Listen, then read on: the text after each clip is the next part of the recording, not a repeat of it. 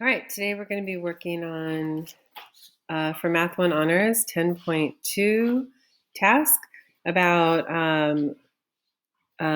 completing the square with quadratics. So we'll just start with the task, and then we're going to practice the concept a little bit after we finish this task. So Optima has a quilt shop where she sells many colorful quilt blocks for people who want to make their own quilts. So she has quilt designs that are made so that they can be sized to fit any bed. She bases her design on quilt squares that can vary in size. So she calls the length of the side of the basic square x. So this is just x is the length of the basic side that she starts with. And the area of the basic square is x squared, right? Because it's x times x, so of course the area is x squared. In this way, she can customize the designs by making bigger squares or smaller squares. So she just adds strips to the sides to make them bigger. So if Optima adds 3 inches to the side of the square, what's the area of the square? So if she adds 3 to the side of the square, then she has to add 3 to the other side, right? So now you have x plus 3. The dimensions are x plus 3 times x plus 3. So that's just x plus 3 squared, which, by the way, is not the same as x squared plus 3 squared.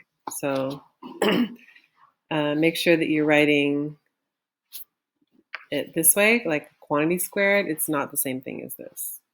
So we'll call it area of x, like this function. So when Optima draws a pattern for the square in problem 1, it looks like this. So show algebraically why x plus 3 quantity squared equals x squared plus 6x plus 9. Then explain how the diagram visually shows this relationship. Okay, so algebraically, you want to show that when you have x plus 3 quantity squared, that it's not what I told you up here, x squared plus 3 squared. It's not the same thing. So you would multiply them. So you would x plus 3 quantity squared is really x plus 3 times x plus 3, and then you multiply these binomials using a method where you distribute everything from this parentheses to everything in here. And so we kind of use FOIL, the word, this acronym FOIL, to make sure that we multiply everything that needs to be multiplied. So F stands for first. So the first term in each binomial. So I'm going to multiply x times x. So first, so x squared, x times x, x squared. And then outside, O stands for outside. So the outside terms, x times 3. See how they're on the outside of this problem? So x times 3 is 3x. And then I stands for inside. So we're going to multiply what's on the inside of this multiplication problem.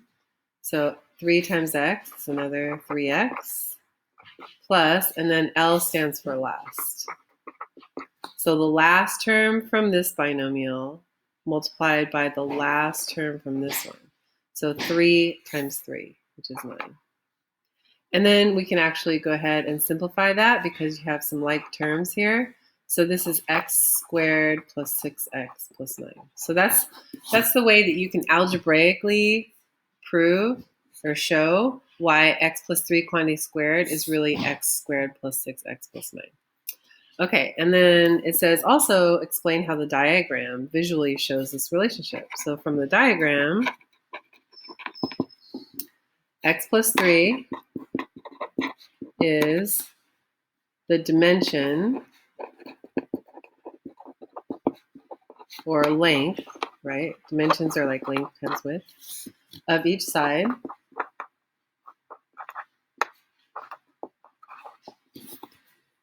So the area of the square So area of the square is side squared. So x plus 3 quantity squared. The area is x squared plus 6x plus 9. And actually, you can see that in these tiles because each one of these long squares is actually x. Oops, x. And each one of these little squares is 1, represents 1. If you're talking, they're trying to represent this with algebra tiles. So a square like this that has the length of x is x squared. And then this strip is 1 times x, 1 times x, 1 times x, 1 times x, so forth. So you can see how it's the area is x squared, an x squared tile, plus 6 x's, 6x tiles, plus 9 single tiles. So that's how you can show it from the diagram. So the customer service representatives at Optima's shop work with customer orders and write up the orders based on the area of the fabric needed for the order. So as you can see from problem number 2, there are 2 ways that customers can call in and describe the area of the quilt block. So one way, like a customer calls in and they could describe the length of the sides of the block, like maybe that's how they're describing what they want to order. Or the other way, they could describe the area of each of the 4 sections of the block. So, so for example, if they wanted to use the sides of the block, they would say, I want a quilt that's x plus 3 on the side. And we would call this factored form. I mean, it's definitely a quadratic, right? It has x squared. But we call this factored form. Or they could ask for the area of each of the whole thing, in which case they would say, I want one that's x squared plus 6x plus 9. That's the area. And that's standard form of a quadratic. Remember, ax squared plus bx plus c. Or they could ask in vertex form, but we'll get to that in a little bit. So this is like ax squared plus bx plus c, like normal standard form, like what we talked about before. Okay. So for each of the following quilt blocks, draw the diagram of the block and write 2 equivalent equations. They're saying like in 2 different forms for the area of the block. So since customers can order them either by the lengths or by the area, then we have 2 different forms to write these. Okay, so a block, someone calls in, they said they want a quilt that the side length, each side length is x plus 2. So I mean, the way that would look is I have a side length that's x, and then I have, 2 here, and then a side length that's x, and then 2 here. But if I connect all of those, it actually turns into what it looked like on the previous page, which is like a quilt block. So I'm just going to connect these into a square. Okay, remember that's her basic square that she always starts with, x squared. And then if I connect all of these, like here I have, remember each of these blocks is x, that I have like 1, 2. And then I have, here's an x, here's an x. But the length is actually 2, see? This is 1, this is 1. And then it's not a square. So what I need to do is I need to fill in this square or complete this square with 4 ones. Well, how does that work? I mean, this length, right, now it's a square because this length here is still x plus 2. This length is also x plus 2. So I just completed the square by adding those 4 in there. So one way, since it says to write 2 equivalent equations, one way is I have the area is x plus 2 quantity squared, right? Because that's side squared. But another way that I could write the area is in standard form, because if I actually multiply this like I showed you on the previous page using FOIL, it would be x times x, x squared, plus 2 times x, like this. It would be like this. So x times x, x squared, x times 2, 2x outside, 2 plus another 2x, so that's 4x, plus 2 times 2, which is 4. So now I wrote it in factored form, and I wrote it in standard form. Okay, so we're not going to draw all these because it would take a long time to always draw the area models. But if that helps you, then maybe you need to do that. But now we know that if the side length is x plus 1, then one way I can write the area is x plus 1 quantity squared.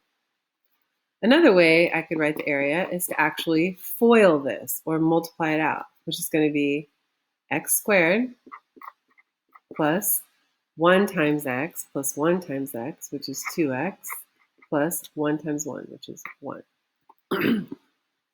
Okay, now I have a block with side length x plus 4.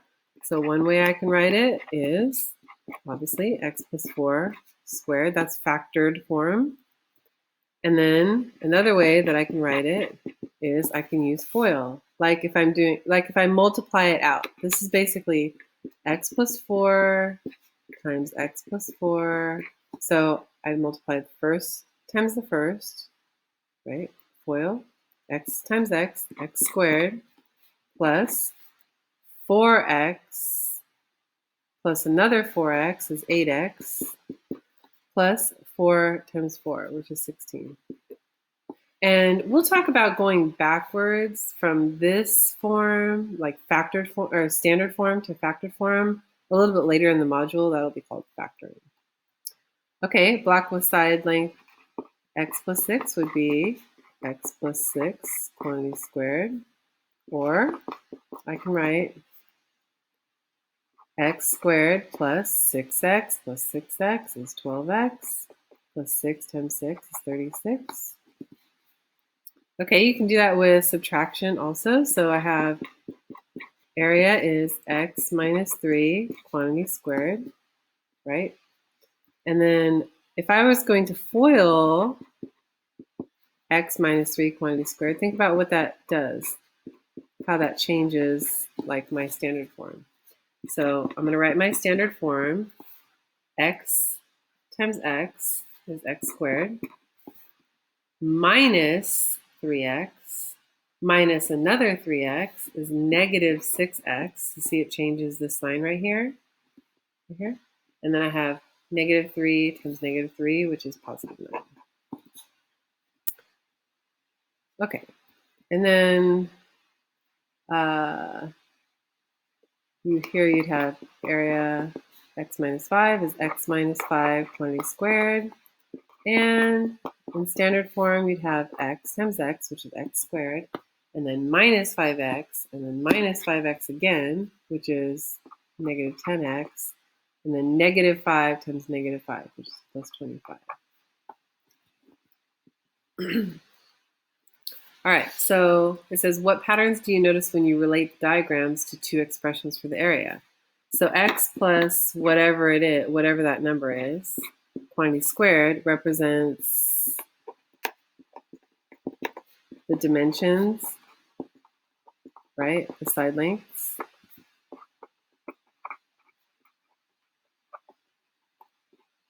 And then whenever we wrote it in standard form, ax squared plus bx plus c represents total area. So the directions had said to write, like draw the diagram of the block for every one of these problems, but it would take a while. Okay. So Optima likes to have her little dog Clementine around the shop, One day, the dog got a little hungry and started to chew up the orders.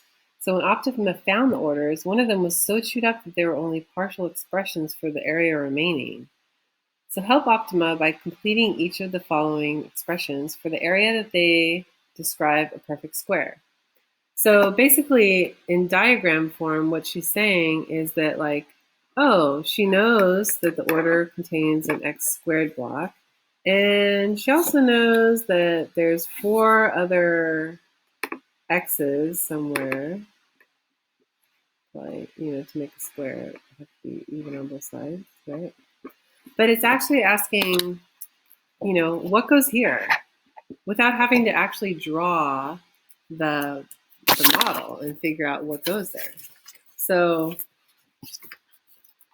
since she, that 4 would fill in that block, but without having to draw the model, that would be really nice.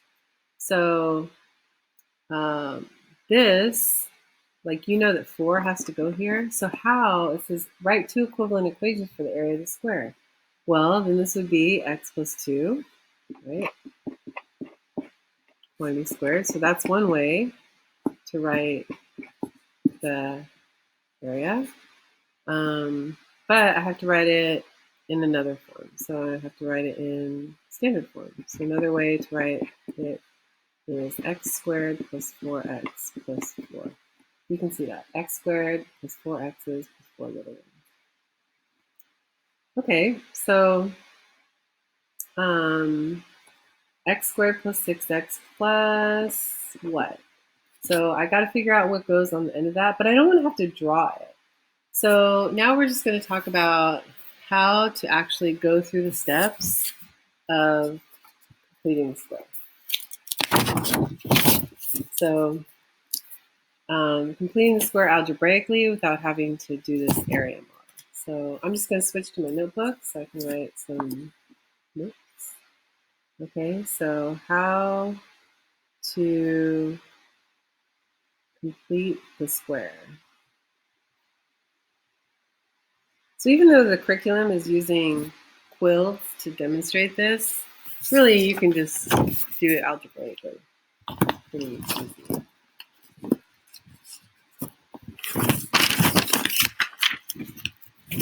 Okay, so notice that each of these problems they have here, notice that it starts with an x squared, all of them start with x squared, plus or minus something times x. So what they're giving me is like ax squared plus bx. Like that's basically what they're giving me. And I need to find c. That's what I'm trying to find to complete the square. So what I'm going to do is show you how to complete the square. And we'll just use this example right here, x squared plus 6x.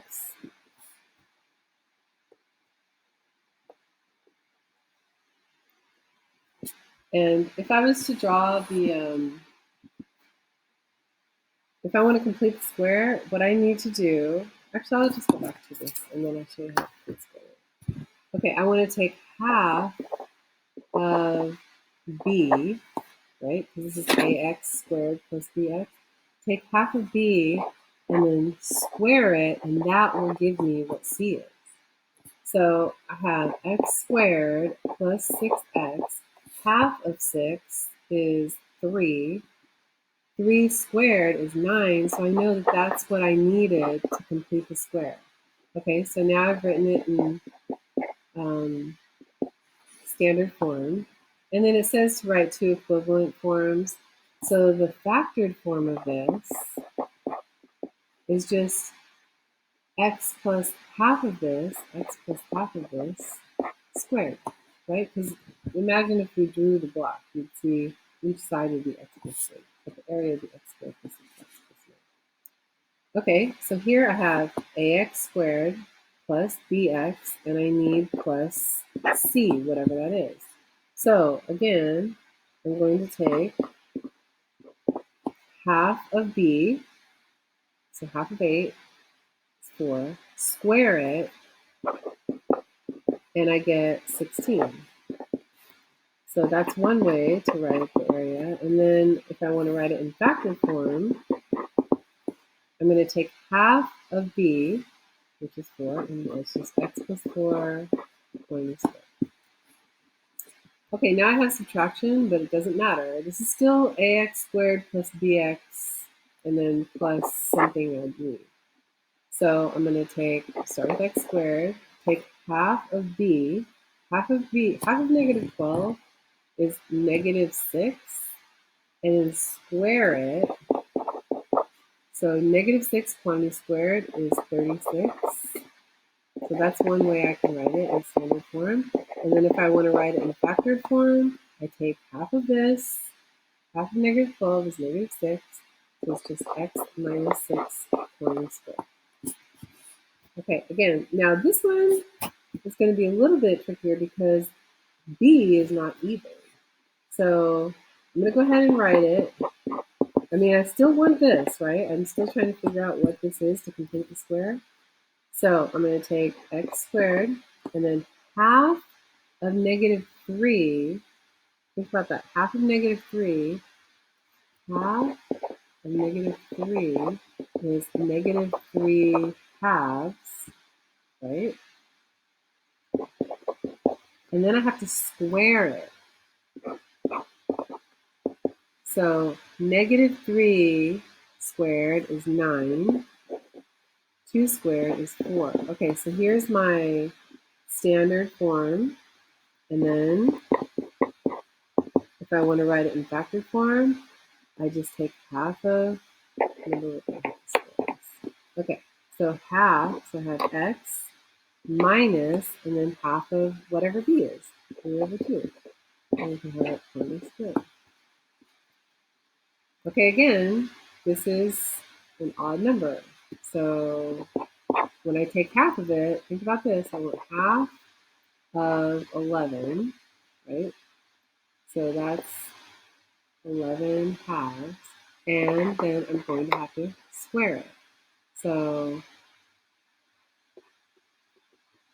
I have x squared plus 11x plus 11 squared, 121, 2 squared, 4, so 121 over 4. And then my factored form is going to be x plus 11 over 2 squared. Okay, so I wrote it in two different versions, and so that should be pretty easy. All right, so it says if x squared plus bx plus c is a perfect square, what is the relationship between b and c? So it's asking like, well, what if this is a perfect square, what's the relationship between b and c? Like in question 4, how do you use b to find c? Well, every time, what do? We took half of b and squared it. So c, what's the relationship? C is always b over 2, right? Half of b and squared it. Or you can think of it like c equals 1/2 b 1 squared. This is not the same thing as c equals 1/2 b squared. This is not the same thing, okay? So you have to take what half of b is and square the whole thing. So will the strategy work if b is an odd number? Yes. Just like we did in number E and F, like E and F. So what happens to C if B is odd? Well, C is always positive because if you're going to square something, you're going to get a positive number. But C, what happens to C? It's always positive and always a perfect square, right? Because you got C by squaring something. So we'll say perfect square, because I wouldn't think of like 121 over 4. Well, I guess it's a perfect square. It's a fraction. But... okay, what kind of value will C always be? Well, I think we just kind of explains that right there. Okay, so sometimes a customer orders more than one quilt of a given size. For instance, when a customer orders 4 blocks of the basic size, the customer service representatives write up an order for 4x squared, right? Because the basic size, remember, is x squared. So if they order 4 of them, then that's 4x squared. So what would they write if the order was for 2 blocks that are 1 inch longer than the basic block? What would they write for that?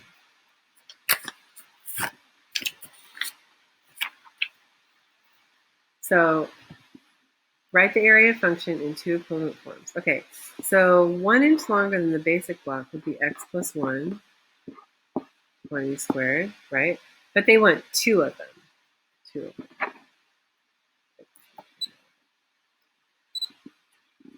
Okay, so this would be one way you could write it. Write the area. This is in factored form.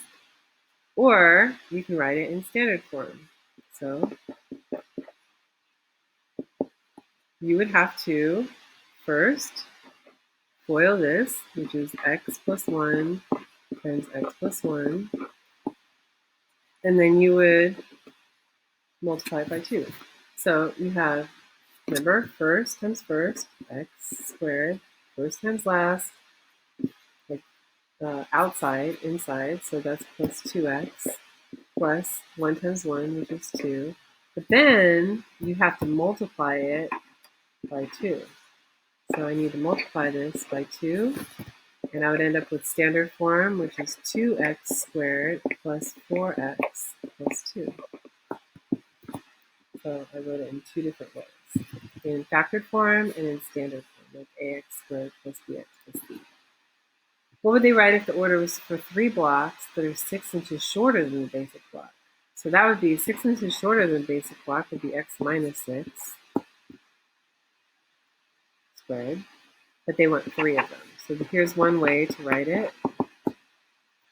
And then we can do the same thing that we did up here. So we want to FOIL x minus 6 times x minus 6, which is x times x squared, minus 6x minus 6x, which is minus 12x, and then negative 6 times negative 6, which is positive 36. But they also want 3 of them. So I'm going to have to multiply this by 3. I'm going to end up with standard form for the area.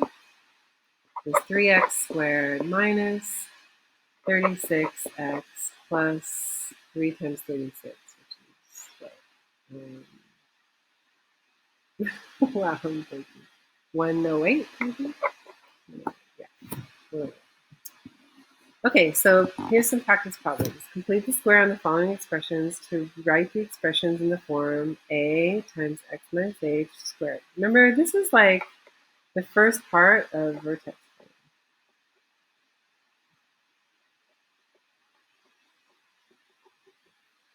that we work on in 10.1. Okay, so all you're going to do every time to find c, you're going to take half of b and square it. So I have ax squared plus bx plus, well, half of 18 is 9 squared, so this is 81. Okay, x squared minus 10x. Well, 1/2 of negative 10, and then squared is 1/2 of negative 10, negative 5, squared, 25. So 1/2 of negative 26 squared is negative 13 squared, which is 169. This one is odd, so that's okay. Half of negative 7 squared is negative 7 over 2, 20 squared, which is negative 49, I'm sorry, positive 49 over 4, so positive 49 over 4. Okay, here, x squared minus x, b is really -1, right? So I'm just going to take half of -1, square it. So half of -1 is -1. Oops. Yeah, I'm sorry, -1/2. Yeah, that's right. And then square it. So -1/2 squared is +1/4. Okay, half of this, you can do the same thing. You can do take 1/2 of 25 and square it. So half of 25 is, you can put 25 over 2 here, fraction, and then square it. So 25 squared is, I think 1,000, whatever that is. 25 squared. 25 squared. 10 squared is 625. Whatever 25 squared is over 4. Okay. So what we're going to do is, now these ones, notice that my A is not 1. So what I'm going to have to do first, if I'm going to complete square, is I need to make A to equal 1 first. So that means I'm going to have to factor out whatever A is. So what I need to do first is I need to divide all these by 2 because that's going to make my A 1. So I have x squared plus 8x. Okay, this is my new problem. And then I have, it's like multiplied by 2. Okay. So I have 2x squared plus 8x. Okay, I'm going to just sort of ignore this 2 for a minute, and I'm going to complete the square just on this, okay? So I'm going to take half of b and square it. So half of b is 4. I'm going to square it to make it 16. Oops, sorry. X squared plus 8x plus 16. Okay, but then remember it was multiplied by 2? So really, I need to write it, like distribute that 2 to 2x squared plus 16x plus 32. So that would be my final standard form. Okay, this one, I would have to factor out the 3. So I would have 3 times x squared plus 8x. And then I could do the same thing that I did right there. And these are the same. Okay, so now let's just talk about how to complete the square when you have not these quote blocks, but just how to complete the square. So we'll go back to the All right, let's start with just an example. So let's just say I have an equation. I have y equals x squared minus 12x plus 7. Okay? Well, the problem is, okay, this is in standard form, but let's say I want to change it. Let's say I want to change this standard form to vertex form. But the problem is that this is not a perfect square trinomial, right? Because if you take half of -12, which is -6, and square it, it's not 70, right? So what you're going to have to do is to get it to vertex form, because you know that in vertex form you want something that's square, right? You know that that's part of vertex form. Because remember, vertex form, so standard form is ax squared plus bx plus c. Vertex form is a times x minus h plus squared plus k. So you know that this is part of vertex form, but the problem is that this is not a perfect square trinomial. So what you need to do, I'm just going to actually write the steps. Okay, so the first thing you need to do is to start with y equals ax squared plus bx. So you're only concerned with this ax squared plus bx. Okay, and this is you got to make sure that a is 1. Okay, which in our case a is 1, right? Because this is 1 right here. Okay, So I'm going to start with that, and I'm just going to sort of ignore this 70 over here for a minute. So I'm going to start with x squared, oops, minus 12x. Okay, so I have ax squared plus bx. I'm going to go ahead and include square like I was on the module. So take half of b, -6, square it, and make it 36. Okay, so now what I have is I have a perfect square trinomial. I need to bring this 70 down here though, because remember that was part of my equation. But look, I added 36 into here to make this x minus 6 squared. Like, I created a perfect square trinomial so that I could write it this way, remember, because I'm trying to make it perfect. But I added this 36, so I can't just add a 36 into an equation and it be the same. So I need to compensate for that and subtract 36 over here because I added 36 to create this perfect square, but I need to subtract it back out because it really wasn't a value that was in the original equation. So 70 minus 36 is 34. And look, I have vertex, right? X minus 6 quantity squared, plus 34. So this is just like x minus h quantity squared plus k, right? So now I have vertex form.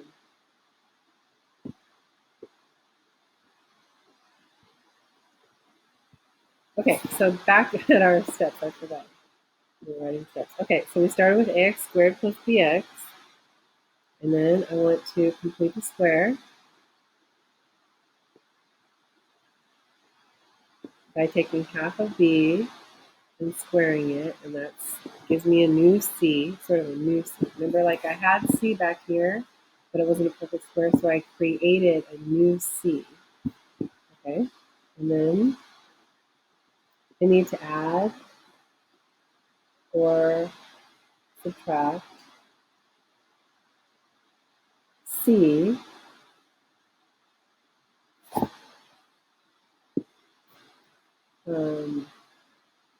to the whole right. Like, remember I had to subtract this 36, and then 4 I can write it in vertex form. Okay, so let's try this with a new equation. Now that we have the steps written down, we'll just try it with a new. Okay, so here's one.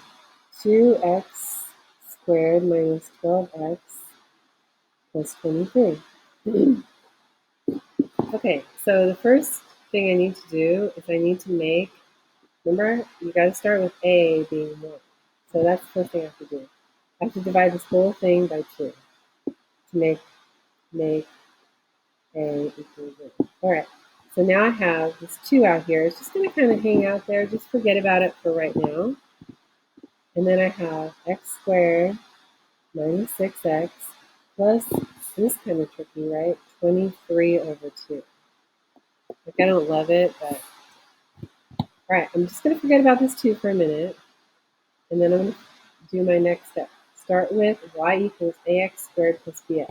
Okay, so remember, I'm only focusing on this right now. Ax squared plus bx is x squared minus 6. I'm going to go ahead and take half of b, -3, and square it. So -3 squared is 9. Okay, so now I have like this perfect square trinomial, right? Which I can also write now as x minus 3 quantity squared. This is good because I'm like moving toward what I want, which is this. Okay. So now I got to deal with this. And then just leave that 2 hanging out there. Just leave it up. Okay. So now I have, don't forget, I have this plus 23 over 2. And I added a 9 in there. So I have to subtract the 9. So I actually have 23 halves minus 18 halves. So I have 5 halves left over. Okay, but look how I have this 2 out here. What's the problem? Okay, because this is my whole situation right here. Okay, but I have this 2 out here. But, like, this does not look like vertex form because this 2 is being multiplied by everything. So I need to actually distribute this 2. Okay, so I don't want to distribute it into this. This is like, I just have 2 of them. I have 2 times x minus 3 whole squared. And then 2 times 5 halves is just plus 5. Okay, so we wrote it in vertex form. Look, this is a times x minus h times squared plus k. See how it's vertex form? Okay. So now we're going to just compare these versions of plug out we have standard form, ax squared plus bx plus c. We have vertex form, we have factored forms. We're just going to make a little comparison chart of these 3 forms and just look for what can you get from, like, why you have 3 forms and what can you get from each form. So, like, maybe information that you need in order to graph them. What form is going to give you the most information or different types of information? Okay, so let's just start with standard form. So standard form, well, I can get the y-intercept, which is 0, -5 in this example. I can get axis of symmetry by axis of symmetry from standard form is -b over 2a. -b over 2a. So now thinking about this example right here, my A is 1, my B is 4, my C is -5, right? A, B, C. So if I want to find axis of symmetry, if I wanted to graph it, my axis of symmetry is going to be -b over 2 times A. So my axis of symmetry would be -2. All right, so I have an axis of symmetry that helps me graph. These are all things that help me graph. Y-intercept, axis of symmetry, right? Those are all things that help me graph. To find the vertex, you plug whatever you got as the axis of symmetry, plug -2 into equation for x, in the original equation. So my original equation was y equals x squared plus 4x minus 5, but I'm going to substitute in -2. So I'm going to put -2's quantity squared plus 4 times -2 minus 5. And then it's going to give me my y. Like, for my vertex, I already know that for my vertex point, I already know that the x is -2. I already figured that out. But I want to figure out what the y is. So I'm going to plug the x into the equation. -2 squared is 4, plus 4 times -2 minus 8 minus 5. And so I get -9. So that is my y that gives me my vertex. Okay, so let's look at the same equation in factored form. Like I told you, later in the module, you'll learn how to go from standard form to factored form, but right now I'm just going to tell you that this is the same equation. Like, if I FOILed this out, it would give me this standard form. So what can I get to graph for my from factored form? So I'm just going to assume, like, I want to get the x-intercepts. Get x-intercepts for my graph, right? Like, where does my parabola, where does it cross the x-axis? So I'm going to, when I want x-intercepts, y is 0, right? So y is going to become 0, because y is always 0 when I have x-intercepts. Okay, so I have this. Now, we're going to use what's called zero product property. Okay, I want you to think about this for a second. If I have something times something else and the product is 0, then one of these two things that I'm multiplying has to be 0, right? Like if I have x times y equals 0, then either x has to equal 0 or y has to equal 0. This is 0, this is called zero product property. So I'm going to use that with this situation. So if I'm multiplying this, x plus 5 times x plus 1, x minus 1, and it equals 0, one of these two things has to be 0. So if x plus 5 was 0, and I solve for x, then x would be negative 5. Or if I solve for x minus 1 equals 0, then x would have to be 1. So I have my x-intercepts of where my parabola crosses, right? I have negative 5, 0, and 1, 0 that I can get from factor form. So these are x-intercepts of my graph. So if I had a graph like this, let's just say I had a parabola and I have negative 5, 0, 1, 2, 3, 4, 5, just put it right here, and 1, 0. My parabola, all I know is that my parabola crosses those 2 points. Like, it doesn't tell me what my vertex is, but I can figure out the vertex, or at least the axis symmetry from the midpoint of these two. But all this is telling me is that my parabola is going to cross the x-axis, these 2 points.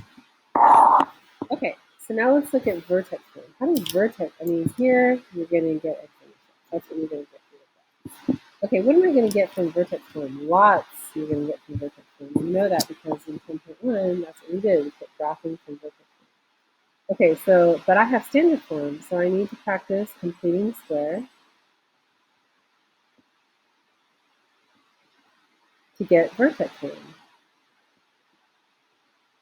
That's what I need to do.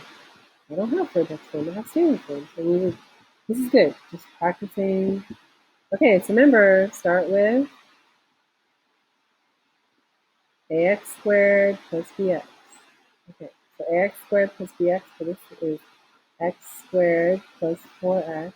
I'm going to complete the square, right? Take half of, remember this is my second step, is take half of b and square it to get c. Okay, so I have x squared plus 4x plus half of b is 2, square it, I get 4.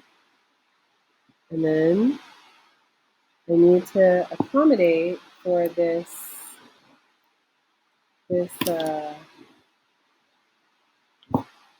well, now I can write it as, I need to accommodate for this negative 5 up here. Remember, I didn't take count that yet. So I'm going to put down negative 5. And the 4 that I added, I need to take it back out to make it equivalent. Okay? So now I'm going to write it as a perfect square trinomial, right? X squared plus 4x plus 4 as x plus 2 quantity squared. And then this, we bring down here, negative 5 minus 4. Okay, so I have x squared plus 4x plus 4. I wrote it as a perfect square. And then I have minus 9, right?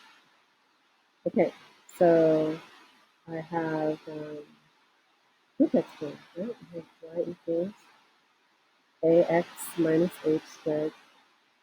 Okay, so what does this give you? Oh, this gives you vertex, which is negative 2, negative 9.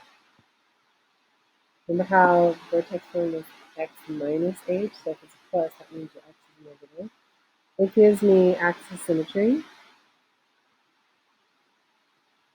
which is x equals negative 2.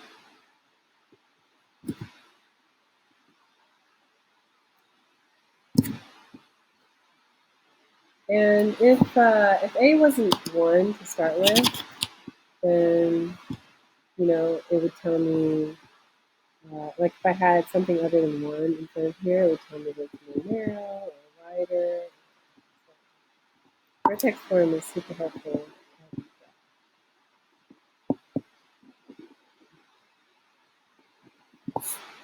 Okay, so there is, oh, I also know something about this. I know that it opens upward because A is positive. Okay, so those are all forms that give us an idea on how to graph, just some information from each different type of form. Like they each have their benefits, and you should be able to go back and forth between all three of those. And you'll know that a little bit better how to get from standard form to factored form from the next couple videos. All right, hope that helps a lot, and good luck working on that, and have a great day. Let's see how I can stop this.